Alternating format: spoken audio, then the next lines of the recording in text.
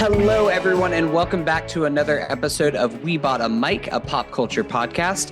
I am your host, Hunter Mobley, and I am delighted to be joined today by the filmmaker behind one of my favorite documentaries at this year's Florida Film Festival, and one of my favorite documentaries of the year so far, Maura Smith with Steve Schapiro, Being Everywhere. Maura, how are you doing today? I'm great, and thank you. Thank you for liking it. It is, thank you. I won't qualify it. Thank you. There's no qualifications needed here. I genuinely really loved your film. I'm excited to get into it and talk to you about it. I wanted to start here. I am very curious. How did you first become aware of Steve Schapiro? Is he someone who you have grew up always looking towards? And before you really got into the meat of this project, did you know how wide-reaching a lot of his work was? I met Steve 43 years ago on a blind date. Oh, really? So Steve was my husband. Yes. So I certainly knew him. Yeah, I certainly knew him very well. And yeah. That is incredible. On a blind date, nonetheless. Yeah, I made a feature film in 1977 called Towing. It was a comedy about having your car towed away. And one of the actresses, Sue Lyon, was in it. You may not remember, but she was Lolita. And this other woman, Jennifer Ashley, and Joe Mantegna was in it. Anyway, Jennifer fixed me up with Steve. He was taking pictures of her for Perry Match, French magazine. Wow, that's awesome. And are you a photographer yourself? Not at all. In fact, I kind of had a shameful, stereotypical attitude about photographers. You know, that I believe those images of them, hey, baby, come on, baby, give it to me, baby, you know, that kind of stuff. So I was I had no interest in photographers. They seemed like a different world to me. But I was wrong. You know, that's so interesting to hear, because I will say one of the big credits to your film, and I say this as someone who has multiple friends who work in photography, is that you display such a love for the art of photography through this film, specifically with a lot of Steve's work, but really showing off some of Steve's photographs and giving them room to breathe, letting them speak for themselves.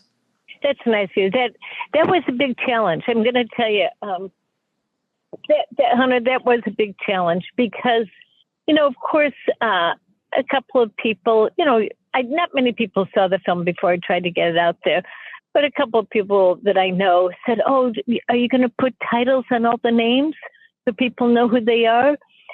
And, you know, I just wanted I want people to like the picture, whether it's a picture of, you know, Barbra Streisand or Joe Schmo. I wanted people to just pay attention to the photographs. And I thought if I put their names, you might be looking at the name and not the photo. It was a tough decision. But it was a decision I knew I was going to make. You know, other people might not like that decision, but I like my husband's photographs. No, I think that is a very smart choice. And I'm curious, speaking about the photographs, I have a bit of a technical question. Could you tell me a little bit about what the process was like for building the narrative of his life through the photographs? Like, it feels on one hand like a blessing that you are so close to Steve, that you have this archive of millions and millions of photographs to use that you can pick from, but also seems like a little bit of a curse because when you have that many resources to pull from, where do you begin with it all? That's a really good point. You know, I knew I wanted to end near the sad stuff, you know, which is civil rights and Martin Luther King being killed. And, you know, so I knew I better get the fun movie stuff over with first. And then I have to figure out how to slow it down. So it didn't seem too like, where'd this come from? You know? Yeah, that was my biggest dilemma is, you know, most people would have done it chronologically, which maybe I should have, but I just was trying to do it emotionally. I think that was a very smart choice, how you have it. As someone who is not as familiar with Steve's work, obviously I knew of him knew of his work without specifically knowing his name, like seeing everything. And the way that you set up the beginning of this film, where we are introduced to Steve through the celebrities, through his work with films, from everything from the Midnight Cowboy poster to his work with Scorsese and Coppola and Andy Warhol. And then the film takes a little bit of a shift whenever we do meet James Baldwin, and we learn more about Steve's drives and his passions, and shift to what's really important in his life. Yeah. Thank you. Yeah. It was a little bit a story of, you just don't know where your life's leading you. You know, you're living your life every day, and that was kind of a little bit my mantra to myself. Is none of us quite know where our lives are leading us. And then, you know, kind of it seems to fall into place that you had so many influences that you didn't pay attention to that really did mean more to you than you realized. Yeah, absolutely. I am curious, since you were married to him and you spent so much time with him personally, did he have this level of clarity to him his entire time that you knew him, about like what was really important to him and what drove him outside of the working on films and working with artists and everything, this more grand ideas, whether that is like through some of his work with civil rights, or kind of later on in his life, his drive towards spirituality and religion? Was this always something that he had in him? You know, I'll talk about two of those things. One, Steve was the first date I ever went on that instead of playing music, which most people would do at that age, you know, he was always listening to the news. He was completely fanatically listening to the news. You know, he traveled a lot, and we were new in our relationship, and he would be went off to work on Caddyshack, and then he went off to do this, and then he went off to work with Elton John, you know. And I remember one time he came over to my place, he goes, "Oh, I just asked," I can't remember who it was. I'll have to look back. It's not McGovern. It might have been McGovern. I just asked if I can work on his campaign. And I can't believe you're going to go on another trip, you know, but I kept my mouth shut. But I was like, yeah, okay, I'm getting this. Okay. Yeah. So Steve really never lost his desire, fascination, commitment to politics, his social justice. When we moved to Chicago, we had lived in LA for 25 years, and then we moved to New York he was from New York, but we moved to New York for a while, and then we moved to Chicago, where I was from, kind of like as a way to just slow down if we wanted to, if he wanted to. He was the breadwinner. I was the secondary income for sure. But I knew that there was this priest that a lot of people didn't like because he was so outspoken, and then a lot of people adored him. And it's that priest that you see in the movie.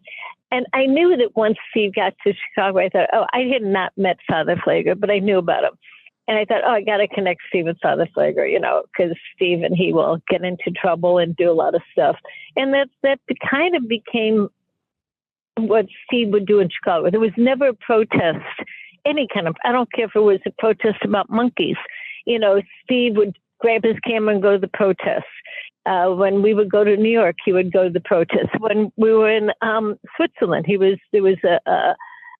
Fellini Museum had a show of his work, and they had a women's protest. He ran out, and, you know, it was a very important part of his life, is speaking up and taking pictures of people that may be neglected, you know, very important to him. I'm curious, how were you able to try and find the balance between Steve, the character that you are kind of creating in this film, versus the man that you knew for his entire life? Because obviously we're only getting a little peek through the curtains of what he did, through a lot of which is through his actions, but also getting these little bits of charm and getting to know his personality.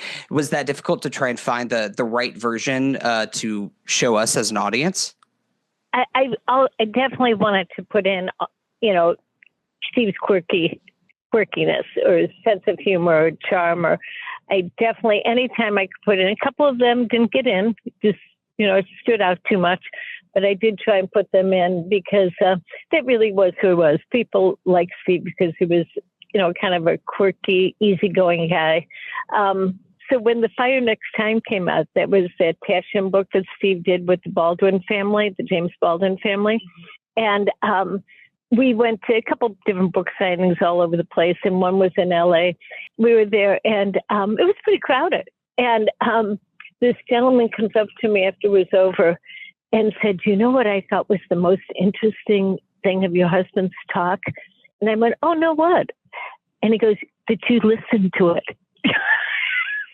He said, "I kept looking over at you, and I kept thinking, this lady has probably heard this talk, 200 times. And she's so interested." He couldn't believe it, but I thought, yow, I better behave myself, and not be scrolling through my phone when Steve's giving a talk. But I had heard, he'd given talks many times, and I'd heard him. And so I certainly knew his stories well, and I liked him. I never got tired of hearing him. Did you ever consider at any point while making this film putting yourself into it as a character, since you are so close to him, to kind of speak about his effect on you and on other people? Or was it always from the beginning you wanted Steve to kind of let his work speak for itself? Two things. I definitely wanted Steve's work it was Steve's story. I didn't want somebody's opinion about Steve's work. I just wanted Steve to tell his stories. Anybody else can do that movie. This is the movie I wanted to make. But there is a moment, and I teach film at Columbia College in Chicago. And, one of the guys who finishes projects there, he did the mixing, did the sound, sound mixing, and some, those last details of putting film together. He was great about doing it and just wonderfully kind. And he put me in. There was that moment when I said, "Don't cross your legs, honey, cross your legs, look more comfortable." And I took it. I didn't put it in. I did not have it in. I cut it before I walked in. You can hear my voice saying, "Don't cross, you should cross your legs, look more comfortable." And he put it in. I go, "I really don't want it." And he goes, "More, put it in." And I just finally, after a while, thought, I don't care, put it in. It's like 2 seconds. Who cares? I didn't want to fight with him about it. He'd been so nice about working on the film. And I thought, okay, fine. I'll trust your judgment. But I got to tell you, when I see me walking in, I hate it. But it's okay. It's okay. You have to make a couple of compromises. How difficult was it for you reaching this final act, which kind of crescendos with Steve being baptized in a way? It's him kind of rediscovering or discovering his faith and leading to his eventual death. How difficult was that for you to put together? So I'm glad you brought that up. I never bring it up, because I know some people don't like it and some people do like it. I told you, I understand. But so my story, before I cut, I was the editor on it.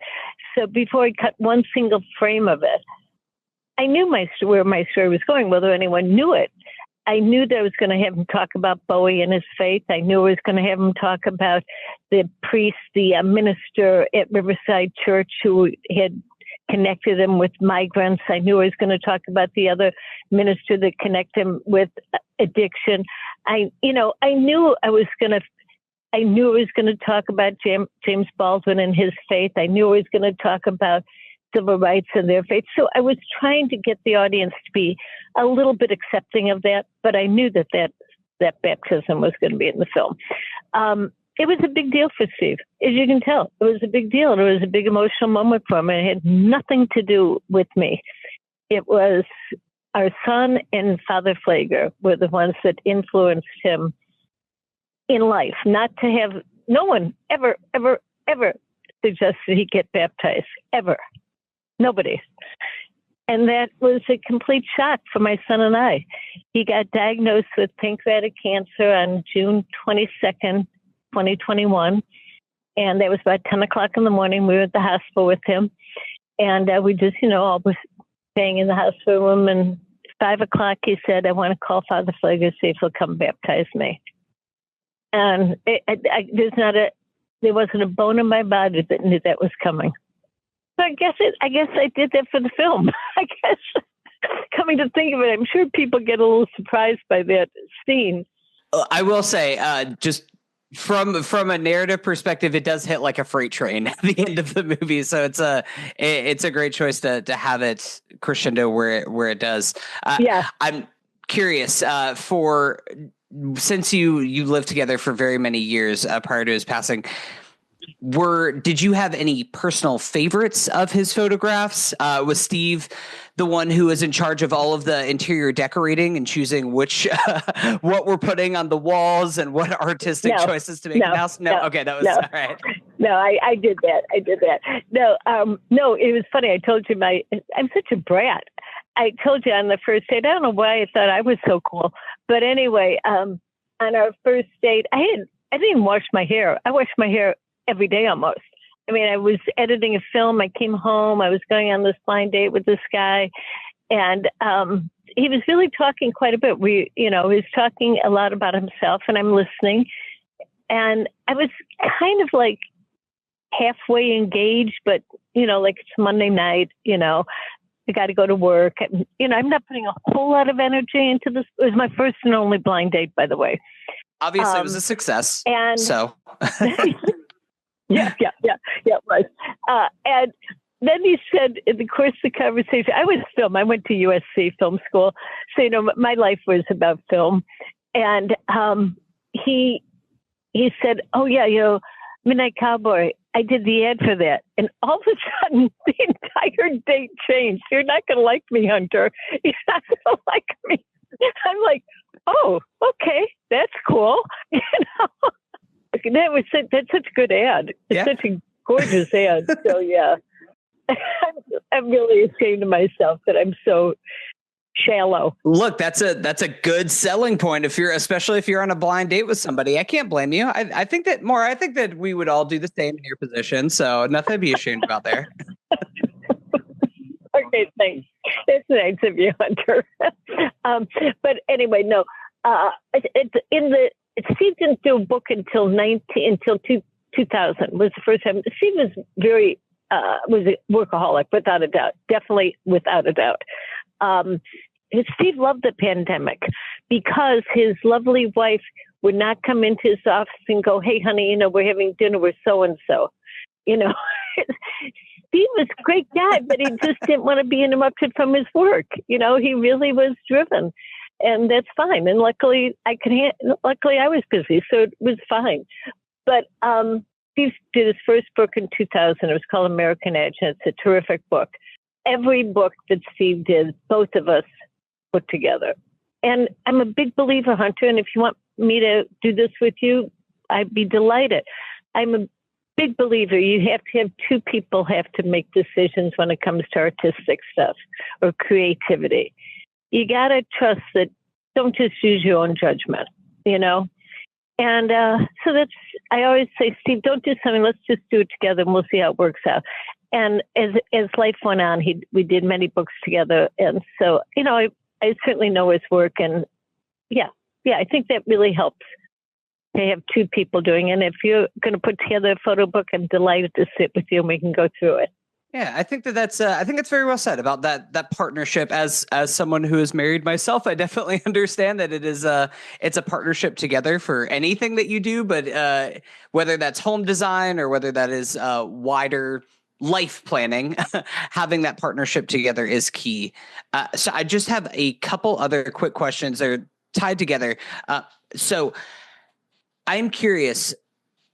What is your hope for this film as far as what it will do for Steve's legacy? Is this something that you kind of put together hoping to build a piece for your children, your children's children, that they can look back on and see that was our father, that was our grandfather, that was whoever, this important person who captured so much wonderful film, and then piggybacking off of that, have you spoken with anybody as far as distribution rights go or anything like that goes, so the wider world can get to see your wonderful film? The purpose of the movie is because Steve is represented by a wonderful guy, but he's handled by quite a few galleries. He has 8 galleries in the world that, different cities that handle him. But the fellow that first did that first book with Steve, really encouraged him to do a book, was David Fahey out of LA, Fahey Klein Gallery. And David would so often say to me, Maura, everybody knows Steve's photos, but nobody knows who took them. I mean, he would say that to me all the time, and he was right. There were so many photos there that you recognized, but you didn't know what guy took them. So that's what I care. I don't care if a single grandchild or sees the film. I really want it to get wide distribution. I think the film has something to say. I think it has something to say about living your life well. I think it absolutely does. I think there's something very universal about this that I really wish you the best of luck with getting this film out into the world. Maura, I just have one last question for you before we wrap things up. In addition to covering film festivals like we are currently doing for the Florida Film Festival and reviewing other newer films, we on our podcast will do actor series where we will go through an actor's entire filmography, the ups and downs, and try and sort it all out and do little reviews to figure out where they are at certain points of their career. We most recently wrapped up the Toms of the 90s, I'll call them, between Tom Cruise and Tom Hanks. So I want to ask you, do you have a favorite between Cruise or Hanks, or any favorite movies come to mind for either of those actors? Well, in the movie, as you saw, Steve shot Risky Business on that white couch in our living room. But that was in L.A. That couch was in L.A. Yeah. No, Tom Cruise came to the house for that photo shoot. The photo shoot lasted. He was not, it was Risky Business era. He hadn't gotten he was not quite as famous. But he was a really great guy. And the only dealing, Steve did stuff with Tom Hanks, but the really only dealings I had with Tom Hanks was maybe a couple times I'd see him at things, but Chevy Chase, his daughter, he has 3 daughters, and one of them, the oldest daughter, is my beloved goddaughter, of who I adore. And so we would be invited to Chevy's all the time for, to get over, to go have a picnic, have a Sunday dinner, do Easter egg hunts, stuff like that. My son's 4 weeks older than her. Yeah. So Tom Hanks one time came to one of these, about 8 people hanging out at the Chase. And I thought, this is such a nice guy. So that's really all I know. And I like every Tom Hanks film. I couldn't pick one, but I do know Tom Hanks is a really nice guy. And coincidentally, his wife, Rita Wilson, was in the same grade at North Hollywood High as Janie Chase, Chevy's wife. They were buddies. Wow, that's a small world in the celebrity sphere. It is funny. That's very funny. I was asking that question hoping that we would get a little young Tom Cruise Risky Business stories in there. So oh yeah, I'm sure that you have plenty of celebrities. I can tell you some, but probably I won't. Yes, but I'll tell you one little story. Please. I'll tell you one. So this doesn't usually happen, but the photo shoot was in our home. I mean, the studio was in our home. So the Tom Cruise shoot went later than we ever could have expected. And it was with Rebecca De Mornay, and it was great. It was a lot of fun. And, I kind of would be in the kitchen, or I'd be doing whatever needed to be done. And Tom was telling me that he had thought about becoming a priest when he was younger, that his mother was in politics. Can't remember what she did, but something in politics, not way high up, but in let's say probably state politics or city politics. I think he's from Connecticut, some East Coast place. But anyway, so that night, this never happened, but Diane Lane came after he left for a photo shoot. And so that went way into the night, and I'm in the kitchen chatting with Diane, and I said, yeah, Tom Cruise said he was going to be, he was thinking about becoming a priest when he was young. She goes, oh, Tom lies about everything. So I never knew if that was the truth or not. I don't know what was what. But that was kind of an interesting moment. But anyway, I don't know. Who knows? Who cares? It's all about the story, and that is a great story. And Maura, again, I really appreciate your time today. This has been a lovely conversation with you. Best of luck with your film. Congratulations on it getting out there in the world. I hope that more people are able to see it. For the Central Florida audience, Steve Schapiro Being Everywhere is playing one more time during the festival this Friday, April 18th at 4:45 at the Enzian Theater. Maura, again, thank you very much for your time. Oh, listen, thank you. And thank you, Ernest, for you doing your beautiful job of sound, I guess. Is that what you did? Yes. Thank you, producer Ernest. Oh yeah, I'm the producer. Usually I'm the host, but I'm letting Hunter do as many interviews as he wants so I can get a little break. All right. Well, thank you both. Very delightful talking with you. Thank you so much. And I watched the film as well, and I was really blown away just how many photos of his I've seen in my life that I have like album covers and posters just in my life that I had no idea that he shot. So what a gift. Thank you. That means a lot to me. Thank you. Yes, I won. I at least got one person that understood. All of his photos. Yes. Thank you. So good.